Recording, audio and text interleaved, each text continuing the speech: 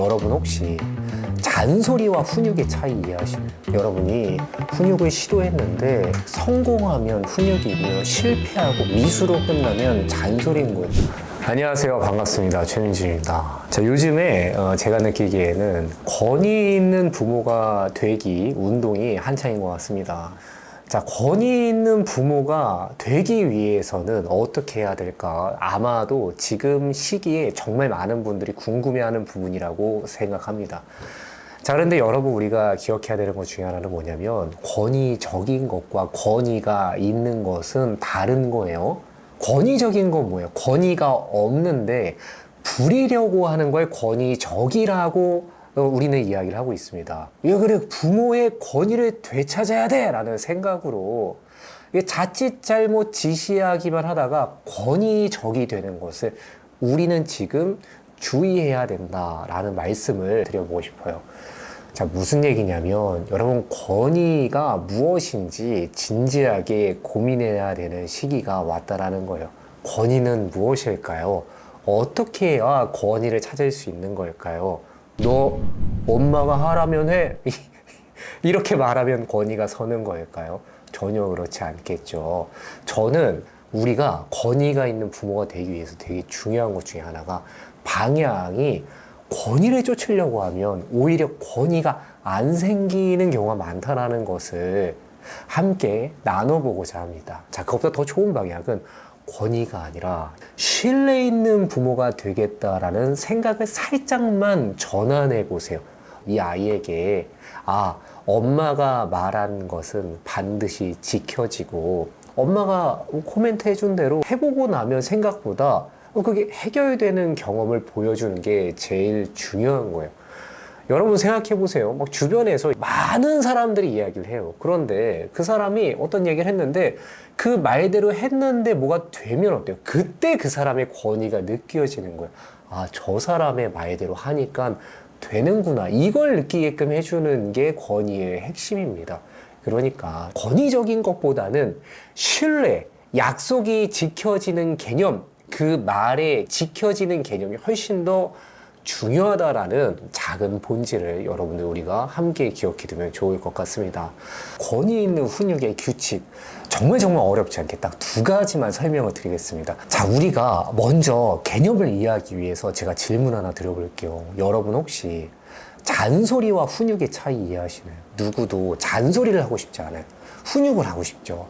근데 어떤 경우에는 엄마가 하는 훈육이 잔소리로 끝나고 많은 경우가 되게 많아요.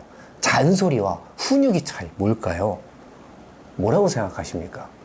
가장 중요한 차이는 뭐라고 볼 수 있냐면, 여러분이 훈육을 시도했는데 성공하면 훈육이고요, 실패하고 미수로 끝나면 잔소리인 거예요. 여러분이 훈육을 할 때 미수로 끝나는 상황이 반복되는 게 부모의 권위를, 그러니까 부모의 신뢰를 낮추는 가장 결정적인 행동 중에 하나라는 것을 기억하셔야 돼요. 우리가 뭘 잘해야 되냐면, 엄마가 말을 했는데 아들이 말을 안 듣고 있어요. 그런데 있잖아요, 그냥 넘어가는 일이 반복되면 안 돼요. 엄마가 말을 했는데 아들이 버젓이 엄마 말을 안 들어요. 그런데도 엄마가 취할 수 있는 행동이 하나도 없는 거예요. 계속 그냥 넘어가. 민준아, 그만 좀 해라. 민준아, TV 좀 그만 보고 숙제 좀 하고 움직여. 좀 씻고 움직이면 안 되겠니? 진짜 말을 그렇게 안 들어. 정말. 이게 잔소리 유형이라는 거예요.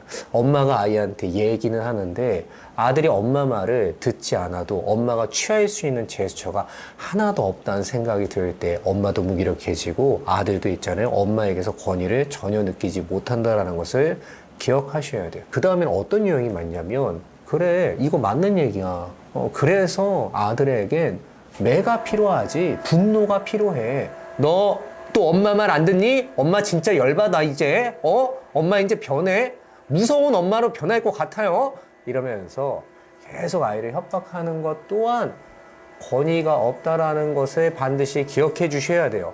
무슨 얘기냐면, 아들이 엄마에게 권위를 느끼지 못하는 순간을 두 가지로 정리를 해보자면, 첫 번째로 엄마가 어떤 말을 했는데 내가 그걸 어겨도 엄마가 계속해서 넘어가는 모습을 보일 때 권위가 낮아지는 양상이 있고요. 또 하나는 내가 조금만 잘못해도 엄마 얼굴이 울그락불그락해지면서 나의 사소한 행동에 엄마의 감정이 지나치게 움직이고 있다는 모습을 보일 때에도 아들은 엄마에게 권위를 잘 느끼지 못한다라는 짧은 진실을 여러분 기억해 주시면 좋을 것 같습니다. 그러니까 우리는 이거 두 가지만 안 하면 되는 거예요. 그런데 사실 우리가 현실적으로 훈육을 할 때는 대부분 이 두 가지를 반복하는 문제가 있어요. 자, 아들을 존중하고 싶은 마음 때문에 과도하게 좋은 말로 많이 하려고 노력을 하고, 그러니까 어떻게 돼요? 엄마가 좋은 말로 할 때 많이 들어라. 민준아, 좋은 말로 할 때 밥 먹어라. 좋은 말이 자꾸 나오는 거예요. 근데 좋은 말로 해도 말을 안 들어야 할 때마다 어떻게 돼요? 그러면 엄마가 너무 참아서 뚝이 무너지듯이 분노가 나오는 유형이 우리 주변에 정말 많다라는 것을 여러분 기억해 주시면 좋을 것 같아요. 그러니까 내가 아들한테 자꾸 뭔가 감정이 폭발하듯이 나온다라면 어쩌면 내가 너무 좋은 말로, 그러니까 훈육을 행동하지 않고 말로만 하려고 했었던 마음이 있지는 않은지를 한번 돌아보셔야 돼요. 아들은 뭐가 필요해요?